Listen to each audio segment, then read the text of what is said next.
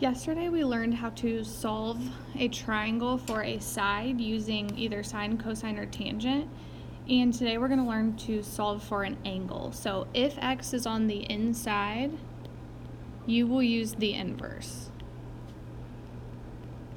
So our formulas don't change much, except now you can see that we have these little negative ones in our formula, and those are just pronounced inverse. So it's pronounced sine inverse is opposite over hypotenuse, cosine inverse is adjacent over hypotenuse, and tan inverse is opposite over adjacent.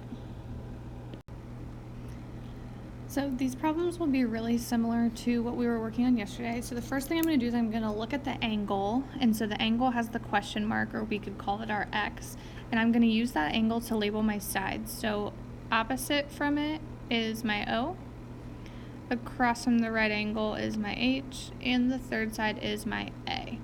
When looking, you should notice that the side we labeled A does not have a number with it, so I'm not really going to focus on that side. So I have my O and my H, and if you think back to our formulas, I know that OH goes with sine. So I'm going to use that sine formula and fill in. So I write out sine inverse O, which is 51, over H, which is 55. Always remember to make sure that your calculator is in degrees, and then you just type this right into your calculator.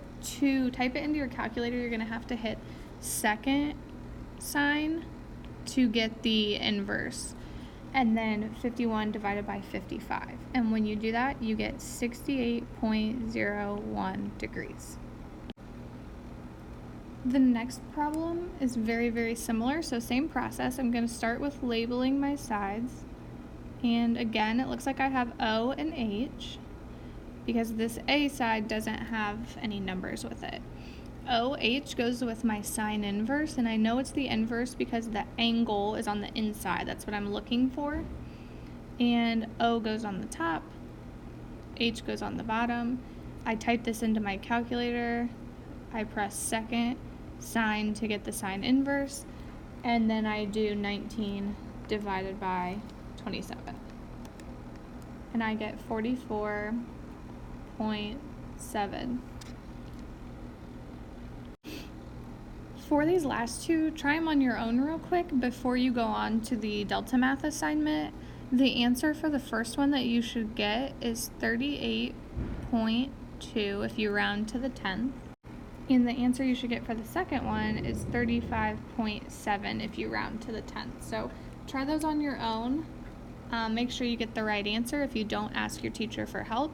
And then the assignment we're going to do is actually on Delta Math. So go ahead and skip the practice page, but go to Delta Math and finish that.